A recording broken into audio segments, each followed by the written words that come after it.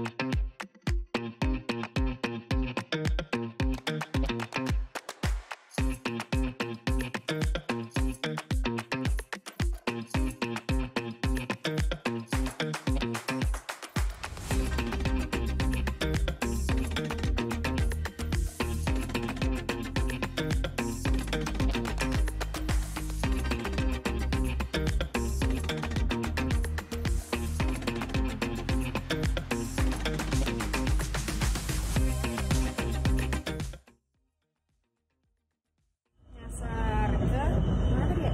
Terakhir kalau bisa sampai sana coba tanya ke Arafah.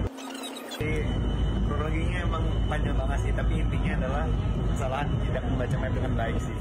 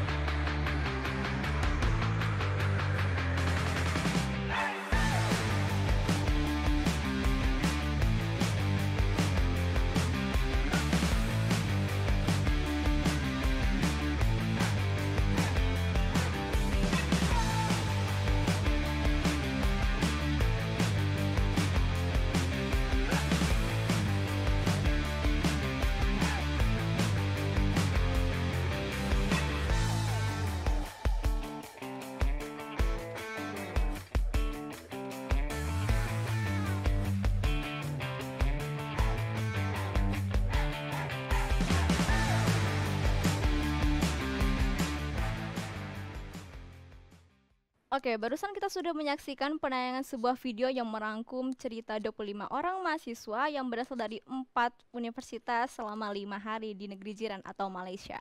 Para mahasiswa tersebut terbang ke Malaysia untuk mengikuti sosial proyek yang diselenggarakan oleh Panitia LEAP, Leadership Exploration and Advancement Program Malaysia Edition. Hadir di layar Zoom, kita akan berbincang dengan Mbak Yesi Nur Handayani. Beliau merupakan alumni FKM UI angkatan 2004 yang juga merupakan Head of Beneficiaries dari Rumah Kepemimpinan, Lembaga Rumah Kepemimpinan Jakarta selaku panitia penyelenggara LEAP Malaysia Edition. Halo Mbak Yesi. Halo, Assalamualaikum, selamat siang. Waalaikumsalam warahmatullahi wabarakatuh. Terima kasih Mbak Yesi sudah bergabung di Ngopi hari ini, Mbak. Sama-sama dengan senang hati. Kita juga akan mengundang dua orang narasumber yang akan menemani saya di studio hari ini. Beliau adalah Muhammad Kafin Nur, mahasiswa jurusan Teknik Industri angkatan 2020 yang juga merupakan ketua pelaksana dari program LIP Malaysia Edition ini. Silakan Kak Kafin. Halo. Terima kasih banyak Kak di hari ini. Kita juga akan memanggilkan narasumber kita yang terakhir. Beliau adalah Lintang Safa Mazaya yang merupakan mahasiswa jurusan Ilmu Administrasi Negara angkatan 2020 yang menjadi delegasi yang mendapatkan pendanaan penuh atau fully funded dalam program LIP Malaysia Edition ini. Halo Kak Lintang, terima kasih banyak Kak sudah bergabung. Baik, semua narasumber sudah kita perkenalkan. Kita akan segera memulai perbincangan kita, akan tetapi kita saksikan jeda berikut.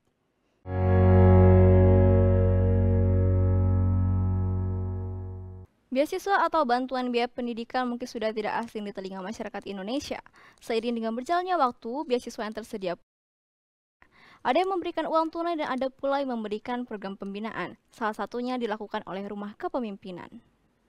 Rumah Kepemimpinan merupakan lembaga non-profit dan juga non-pemerintah yang memberikan beasiswa berupa program pembinaan yang berasrama dan juga non-asrama untuk mahasiswa di jenjang sarjana di seluruh Indonesia. Salah satu lokasi asrama dari Rumah Kepemimpinan adalah di Jakarta, yang juga merupakan asrama pertamanya dan saat ini diisi oleh 54 orang mahasiswa Universitas Indonesia. Tanggal 22 hingga 27 Januari 2024 kemarin, para peserta Rumah Kepemimpinan Regional Jakarta menyelenggarakan proyek dengan nama LEAP atau Leadership Exploration and Advancement Program Malaysia Edition. Untuk mengetahui lebih jauh mengenai Rumah Kepemimpinan, kita akan berbincang dengan Mbak Yesi yang merupakan Head of Beneficiaries dari Rumah Kepemimpinan.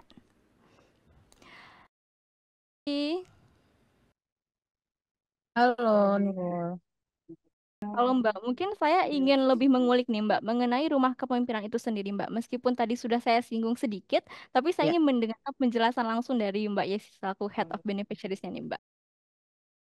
oke. Apa itu rumah kepemimpinan ya? Rumah kepemimpinan itu tadi udah dibilang ya, lembaga non-profit yang menyediakan beasiswa kepada mahasiswa di seluruh Indonesia. Kami juga concern ke pengembangan pemuda yang dibina secara intensif dan personalized gitu ya. Makanya kami berikan metode baik yang asrama maupun non asrama seperti itu. Nah, fokus pengembangan dirinya sebenarnya seperti namanya ya, Rumah Kepemimpinan. Fokusnya sebenarnya lebih ke leadership. Harapannya kami bisa menumbuhkan dan mencetak calon pemimpin masa depan untuk membangun Indonesia, insya Allah. Oh begitu ya Mbak Yesi. Berarti emang Rumah Kepemimpinan ini adalah program pembinaan yang fokus untuk mencetak pemimpin-pemimpin muda di masa depan begitu ya Mbak ya. Oke Mbak, kalau boleh tahu Betul. Mbak kira-kira sebaran lokasi asramanya ini di mana saja Mbak Rumah Kepemimpinan dan peruntukannya untuk mahasiswa dari kampus mana aja Mbak? Oke, persebarannya sebenarnya kalau bisa dibilang hampir di seluruh Indonesia ya, karena kami ada eh, pembinaannya ada basisnya yang asrama dan non asrama. Untuk yang asrama itu ada di 7 titik gitu ya, ada Jakarta, Bandung, Bogor, lalu ada Yogyakarta, Surabaya, dan Surakarta atau Solo gitu ya. eh nah, yang non asrama itu ada namanya Regional Nusantara. Basisnya memang seluruh mahasiswa S1 maupun D4 dari seluruh universitas baik yang swasta, negeri maupun kedinasan gitu ya. Dan juga ada regional Medan, ada di Medan. Itu tapi basisnya non asrama. Seperti itu. Jadi sebenarnya secara jangkauan hampir mencapai seluruh Indonesia karena penerima manfaatnya ada yang dari Lombok, ada yang dari Makassar gitu, ada dari Kalimantan maupun di ujung Sumatera. Oke Mbak. Kalau begitu tadi kan Mbak bilang ada di beberapa titik ya Mbak. Tadi ada 7 titik. Mm-mm. Nah ini apakah peruntukannya untuk kampus tertentu atau misalnya semua orang yang dekat dengan sana dari kampus manapun mungkin boleh bergabung Mbak atau bagaimana? Oke, untuk yang basisnya asrama gitu ya, tadi kota-kota yang memang spesifik disebutkan, Jakarta, Bandung, Bogor itu memang spesifik untuk kampus tertentu gitu ya, kampus negeri yang memang dipilih di kawasan tersebut, kayak di Jakarta gitu ya, itu dari UI, mahasiswa UI, yang Bandung itu dari mahasiswa ITB dan Unpad gitu. Untuk yang Bogor itu dari IPB, yang Yogyakarta itu dari UGM, Surabaya itu dari Unair dan ITS, dan spesifik kalau di Solo itu UNS. Nah, untuk yang Medan itu sebenarnya walaupun basisnya non asrama, tapi dia segmented untuk mahasiswa USU Universitas Sumatera Utara.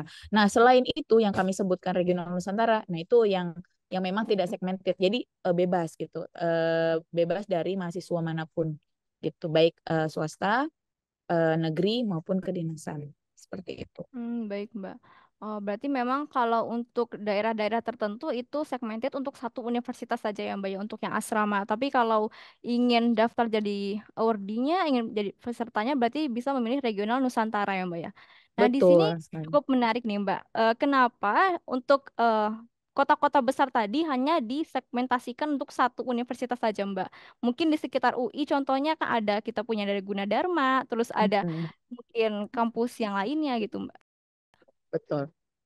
Sebenarnya ini melanjutkan spirit dari founding fathers ya, bahwa misi kami adalah mencetak SDM strategis yang memang jadi calon penerus masa depan Indonesia gitu ya.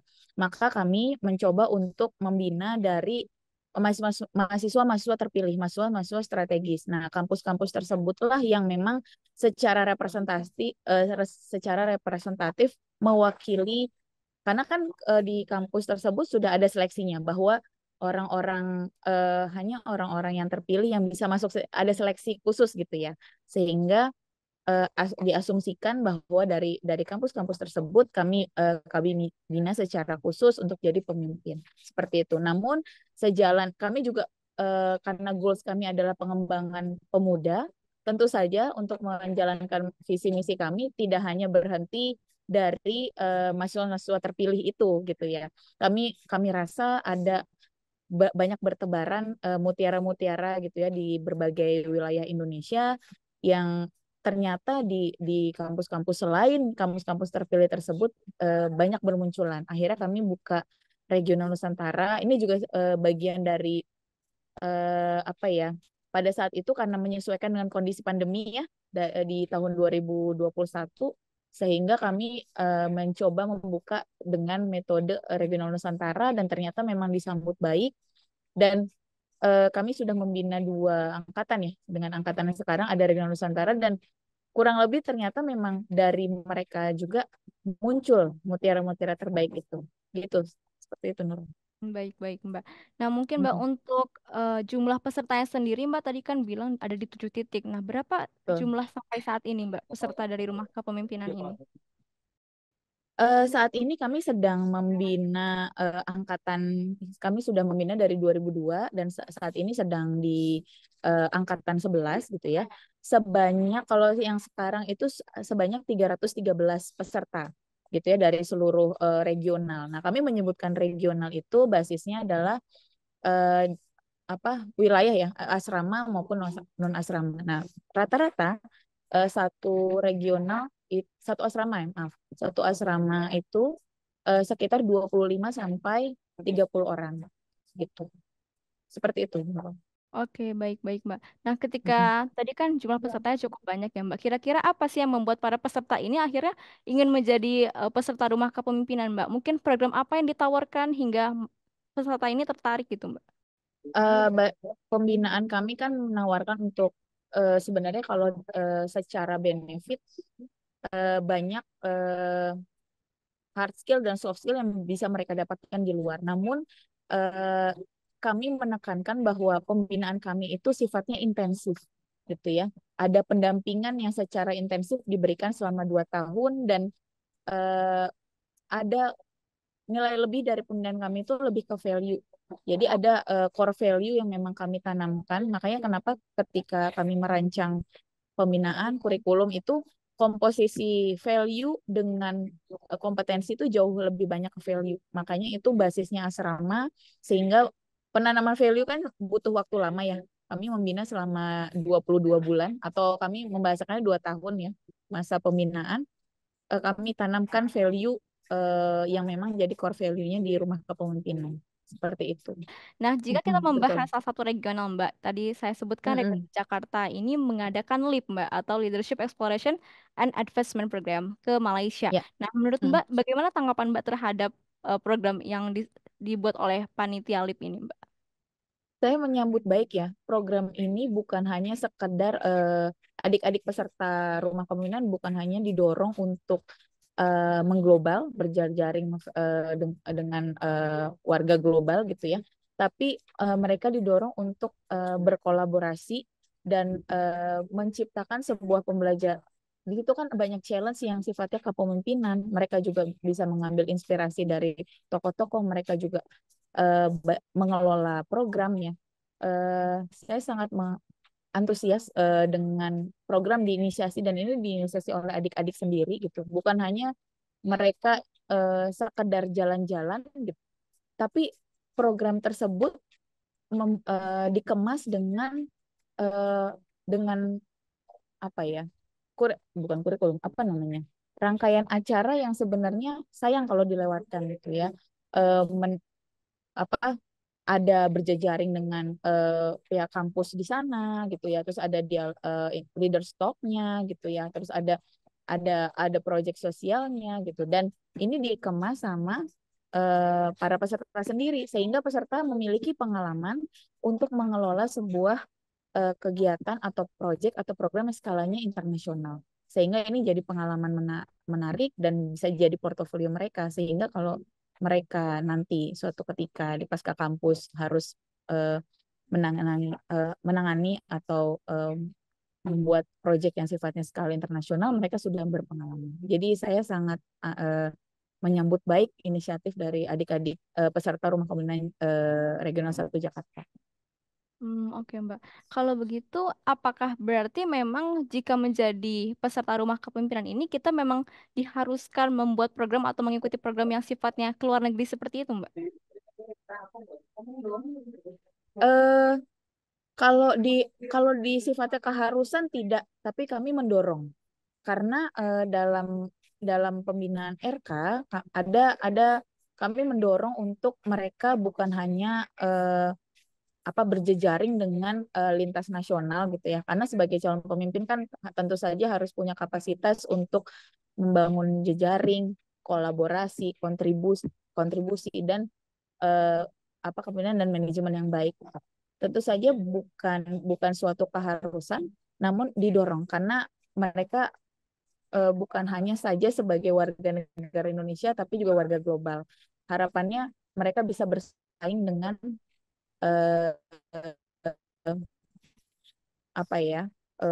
mahasiswa atau warga yang sifatnya global gitu.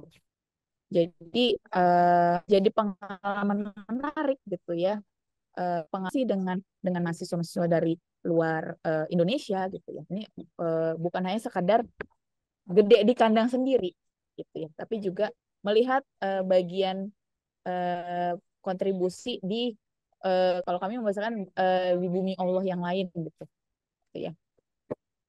Oke, baik. Terima kasih Mbak Yesi atas informasi menarik yang disampaikan. Tentunya informasi tersebut juga menambah pengetahuan kita dan juga sangat menginspirasi Sobat TPUI. Terima kasih banyak, Mbak. Oke, selanjutnya kita akan coba menggali lebih jauh lagi mengenai program LEAP itu sendiri dengan bertanya langsung kepada sang ketua pelaksana, yaitu kita akan menyapa terlebih dahulu Kak Kavin. Halo Kak Kavin. Halo. Dan juga nanti kita setelah dengan berbicara juga akan berbicara atau ngobrol-ngobrol dengan Kak Lintang yang merupakan peserta dari LEAP itu sendiri. Halo Kak Lintang, terima kasih sudah bergabung. Mungkin akan saya mulai terlebih dahulu dengan Kak Kavin ya. Kak Kavin tadi kan sudah disampaikan kalau LEAP ini merupakan program yang diinisiasi oleh peserta rumah kepemimpinan Jakarta ya Kak. Kira-kira sebenarnya apa LEAP ini Kak? Jadi kurang lebih LEAP itu adalah satu agenda di mana kita anak-anak RK Jakarta, kalau kita nyebutnya Kesatiara, itu berangkat ke luar negeri bareng-bareng. Dan di sana kita ngebuka juga kesempatan buat teman-teman mahasiswa juga yang punya kemauan sama untuk bereksplorasi di luar negeri. Terus kita selama kurang lebih 5 hari di Malaysia, kita ngadain kompetisi sosial project, di mana nanti pesertanya bakal diharapkan untuk merancang satu proyek sosial yang cocok untuk diterapkan baik di Indonesia maupun di Malaysia. Terus selama di sana kita juga bukan jalan-jalan doang, tapi kita ngadain kegiatan namanya Innovators Race. Karena mereka dikasih challenge di mana mereka harus nyari tahu atau nyari teka-teki yang kita sebar di seluruh Kuala Lumpur. Gitu. Begitu ya Kak ya. Ini cukup menarik Kak, karena yang tadi Kakak sebut adalah membuat sebuah rancangan proyek sosial yang bisa diterapkan di Indonesia maupun Malaysia. Nah pertanyaannya, kenapa harus proyek sosial? Karena kita ngerasa gini, saat ini kan Indonesia lagi bertransformasi ya menuju Indonesia Emas 2045 gitu. Dan banyak permasalahan-permasalahan yang terjadi di Indonesia yang mungkin sebenarnya pemerintah juga punya solusinya. Tapi akan lebih baik di samping kita menunggu pemerintah melakukan solusi ini, kita juga melakukan inisiasi untuk mempercepat terjadinya Indonesia Emas ini melalui sosial-sosial project yang dibuat. Nah, jadi kami rasa sosial project ini adalah salah satu cara untuk menjadikan teman-teman mahasiswa itu lebih aware terhadap isu yang ada di sekitarnya, kemudian bisa ikut bantu berkontribusi untuk mencapai tujuan bersama. Gitu. Oke, baik Kak. Nah, kira-kira berarti itu boleh digali lagi nggak? Kira-kira latar belakang atau motivasi memilih proyek sosial ini, selain dari itu ada lagi Kak? Sebenarnya lebih ke arah bisa mengembangkan diri pesertanya sih. Karena cara LIP ini tuh adalah inisiasi dari tantangan yang dikasih ke kita dari Rumah Kepemimpinan juga. Awalnya kita ditantang nih selama 2 tahun di asrama itu untuk minimal sekali ke luar negeri. Dan kebetulan aku bersama teman-teman Rumah Kepemimpinan Jakarta, kita pengen untuk berangkat. Kita pengen di luar negeri itu bukan cuma jalan-jalan doang, tapi ngasilin satu value, yaitu mengenal kondisi lingkungan di sana dan membandingkannya dengan di Indonesia. Makanya karena ada pembandingan tersebut, mungkin akan membuat teman-teman itu jadi kepikiran untuk membuat sosial project. Oke Kak. Nah, apakah ini merupakan kegiatan yang pertama Kak yang dilakukan oleh peserta RK Jakarta ini Kak? Kalau untuk bentuk kegiatan LIP-nya, ini baru pertama kali. Tapi kalau misalkan dalam bentuk challenge saya, anak Rumah Kepemimpinan itu memang setiap tahunnya di-challenge untuk keluar negeri gitu. Tapi biasanya mereka berangkat ke luar negeri sendiri-sendiri atau bareng, tapi dalam rangka jalan-jalan aja. Sementara kalau yang dibuat dalam bentuk format kegiatan dan ada kompetisinya, baru pertama kali di tahun ini. Oke, jadi ini merupakan inisiasi yang baru pertama kali dilaksanakan ya Kak. Nah, kira-kira setelah tadi menginisiasi LIP ini sendiri ke Malaysia bersama dengan 25 orang mahasiswa lainnya, kira-kira bagaimana tanggapan dan juga mungkin perasaan Kakak setelah berhasil menjadi ketua pelaksananya Kak?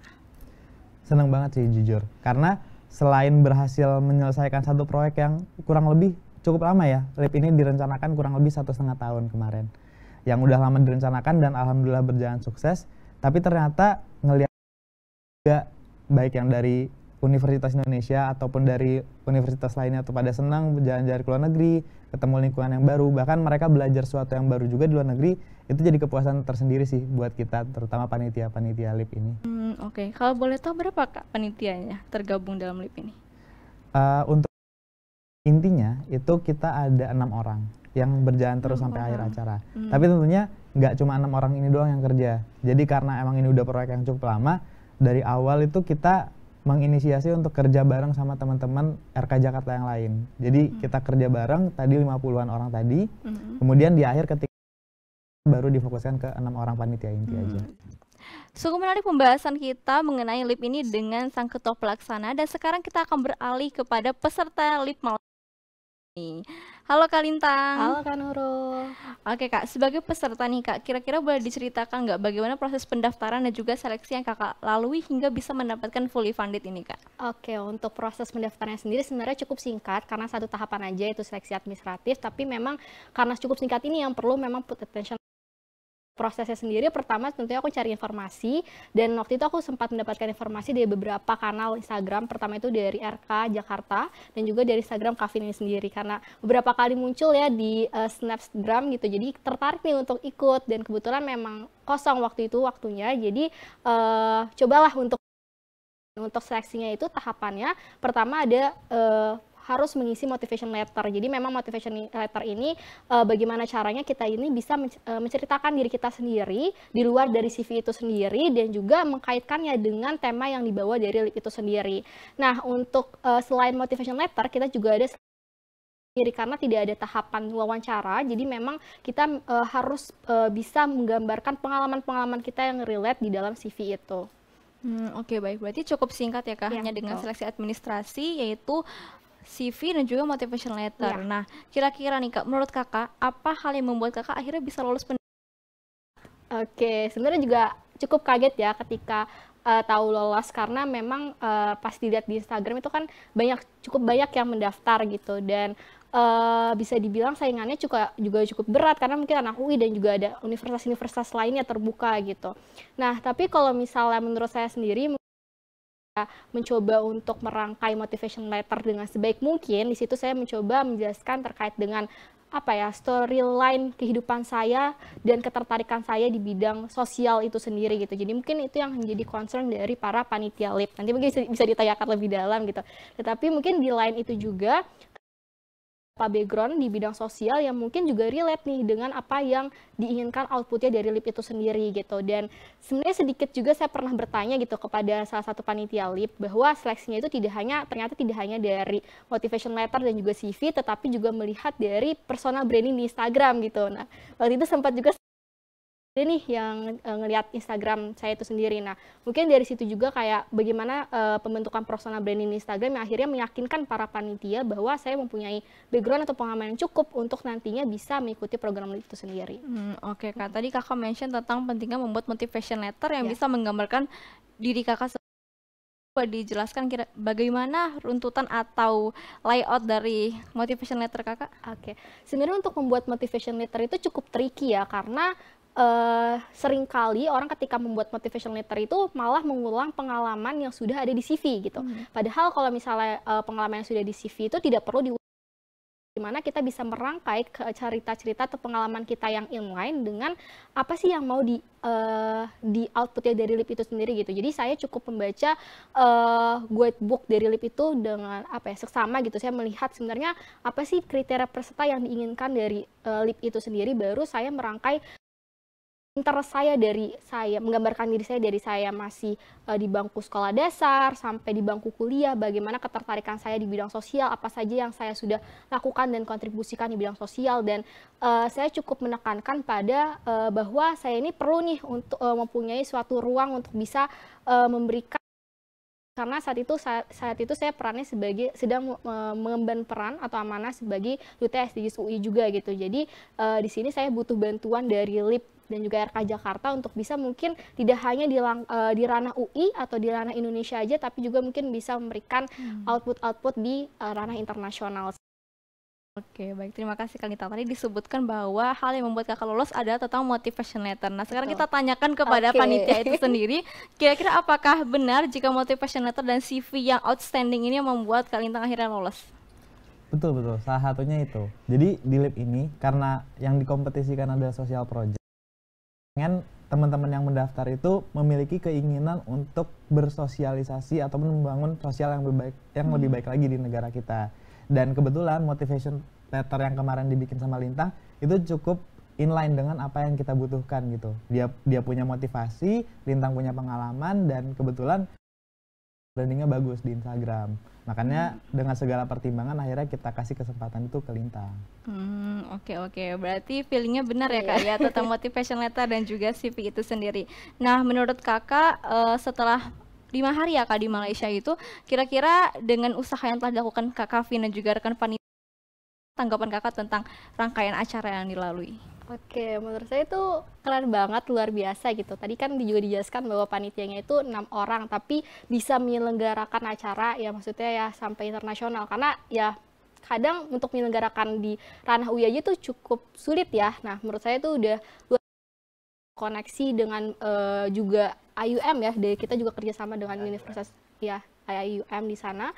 Dan sebenarnya tidak hanya social project, tadi juga dijelaskan ya bahwa kita ada innovator ras juga. Nah, jadi gimana caranya kita bisa bersosialisasi ke masyarakat sekitar gitu. Jadi kita dikasih untuk menyelesaikan suatu masalah atau problem gitu ya. Dan kita di situ akhirnya ngobrol-ngobrol dengan masyarakat sekitar juga, dan juga sebenarnya ada yang menarik adalah waktu itu ketemu influencer Malaysia juga gitu kan, diajak ngobrol juga di sana. Dan di sana juga kebetulan kesempatan gitu untuk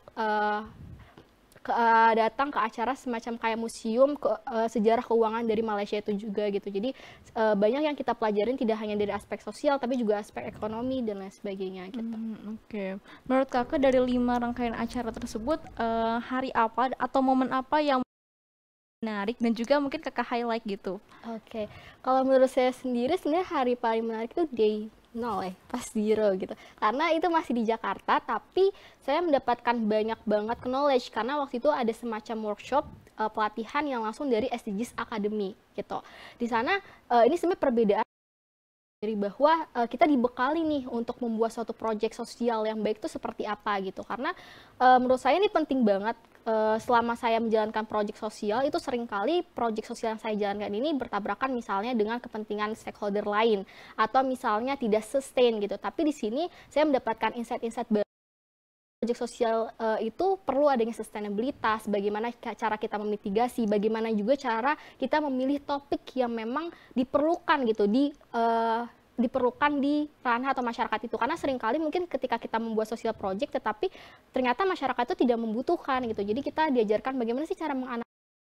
Beberapa metode yang diajarkan, salah satunya ada fishbone analysis seperti itu. Oke Kak, berarti memang day 0 atau day pembekalan ya Kak ya, itu menjadi hal yang paling menarik dan juga kakak mendapatkan banyak insight ya Kak di sana. Nah mungkin terakhir nih untuk Kak Lintang, kira-kira kakak punya pesan nggak untuk sobat TVUI yang mungkin juga ingin mendapat dia acara sepanjang cultural exchange, summit, atau mungkin LIP di tahun depan ini sendiri Kak?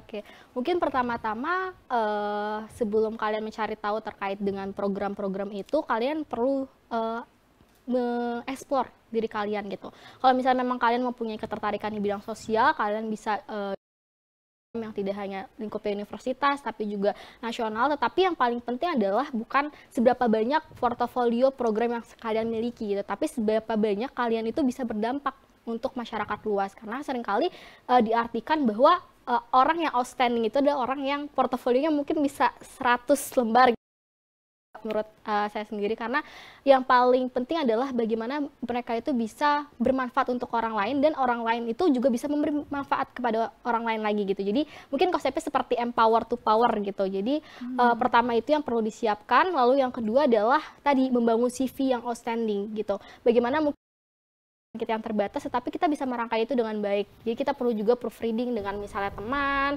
atau misalnya kakak tingkat yang sudah mempunyai pengalaman, dan setelah itu baru untuk belajar bagaimana membuat motivation letter yang baik. Dan setelahnya baru boleh tuh untuk mencari informasi-informasi terkait dengan sosial program-program lainnya. Dan yang mungkin yang terakhir juga jangan lupa untuk mengerjakan setiap tahapan-tahapan seleksi itu dengan baik dan komitmen gitu. Oke, makasih banyak Kak Lintang. Mungkin untuk Kak Kavin bagaimana Kak? Mungkin Kakak ada pesan untuk sobat TVUI yang ingin mendaftar di LIP tahun depan? Kita berharap mudah-mudahan tahun depan dan tahun-tahun berikutnya agenda LIP ini tetap ada ya gitu. Tapi ada atau tidaknya agenda LIP ini, aku rasa teman-teman harus menjadikan pengalaman melancong ke luar negeri itu jadi salah satu yang harus banget dicapai selama minimal perkuliahan gitu.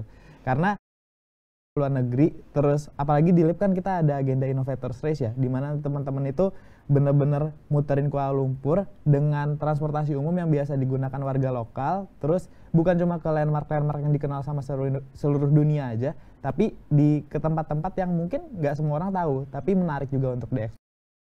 Teman-teman mungkin jadikan itu motivasi untuk sekali-kali ke luar negeri dan cobain kayak gitu. Mungkin itu kalian bakal dapat banyak pengalaman sih di sana. Wah, seru sekali ya sobat TVUI, perbincangan kita pada hari ini. Sebenarnya masih banyak hal yang ingin saya ulik, akan tetapi sayangnya kita sudah sampai di.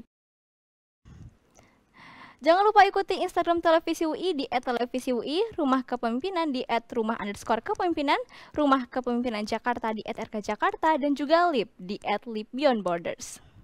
Saya Nurul Azizah beserta seluruh kru yang bertugas pamit undur diri dan sampai jumpa pada program ngopi selanjutnya. Terima kasih banyak Kak Kavin, Kak Lintang atas waktunya. Semoga kita bisa bekerja selama lagi di kesempatan selanjutnya.